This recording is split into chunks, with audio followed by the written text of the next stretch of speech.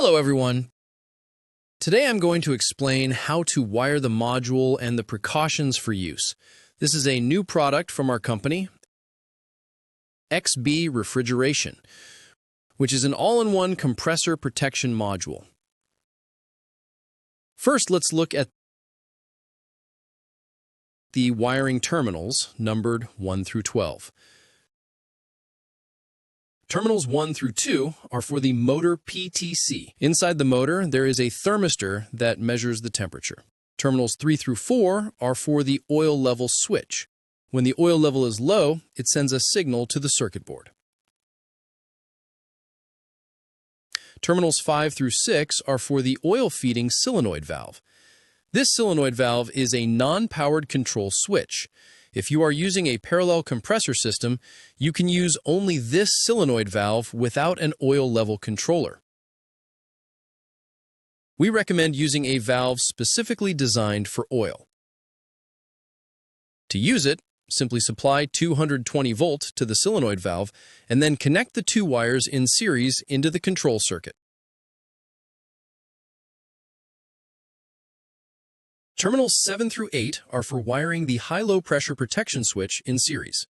Connect the high and low pressure switches in series and wire them into terminals 7 through 8. Previously, these had to be wired to the electrical panel to control the magnetic contactor coil, but now they can be connected directly to terminals 7 through 8. Terminals 9 through 10 should be connected to the wires that originally went to the high-low pressure switch in the electrical panel. Terminals 11 through 12 are the power input. The module supports 110 to 220 volt, as it is designed for a wide voltage range. Next, I will demonstrate by powering up the module.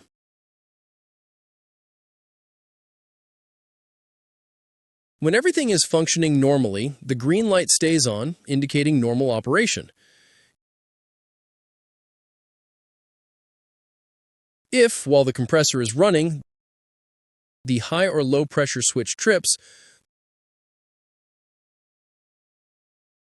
the red and yellow lights will flash alternately, indicating a pressure protection event.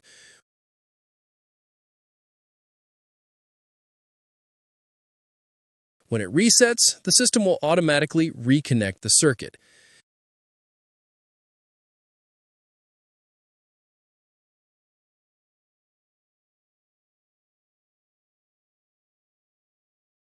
If the motor overheats, the green light will flash. When the temperature drops, the circuit reconnects automatically. This module is set to auto reset twice. If overheating persists, even after 2 resets, the system enters lockout mode and will no longer reset. The white indicator light I am using shows the status of the main contactor. The red light indicates the status of the oil solenoid valve. If you connect power directly to the valve, this light will stay on continuously. But if you wire it in series by cutting one wire and routing it through the switch, the light will not stay on all the time. For example, if I supply 220 volt to this solenoid valve, the light will not turn on unless the oil level is low. When the oil level drops, the switch activates and completes the circuit, causing the light to turn on. In multi-compressor parallel systems, when the solenoid valve opens, it feeds oil back into the compressor. When the float rises to the required level, the system sends a signal to close the valve, but with an 8-second delay to ensure sufficient lubrication. For single compressor systems without a solenoid valve, when the oil level is low,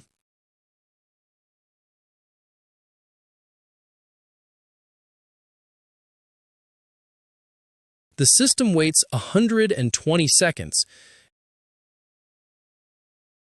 After that, the AC contactor will shut down the main unit. If during shutdown some oil returns and the oil level reaches the midpoint of the float, the system will wait 180 seconds before allowing the compressor to restart.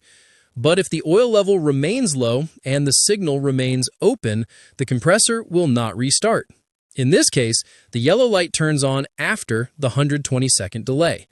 If no solenoid valve is used, you may hear clicking sounds from inside. This is the relayed time delay switching on and off. In a single compressor system, this can be ignored, but in a parallel system, this signal can be used to control the oil solenoid valve. When the yellow light flashes during the 120-second period, it indicates low oil level.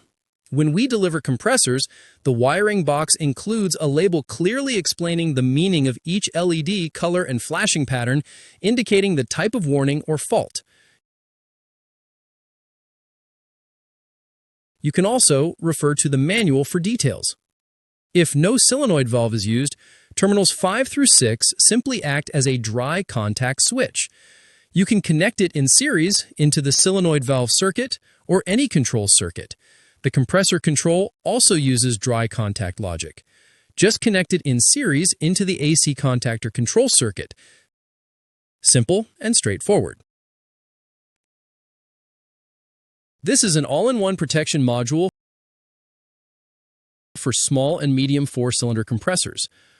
For large 4-cylinder and 6-cylinder models, this device will come as a standard module pre-installed in the future. I will make another video for further explanation and share it with everyone soon. Now, when the oil level is low, meaning insufficient lubrication, the system starts a 120-second timer and the yellow light turns on. If the oil level rises again to the middle of the float, the system requires a 180-second delay before reconnecting the circuit. It will not resume immediately. All right. Thank you, everyone. If you have any questions or issues, feel free to contact our technical support team anytime. Thank you.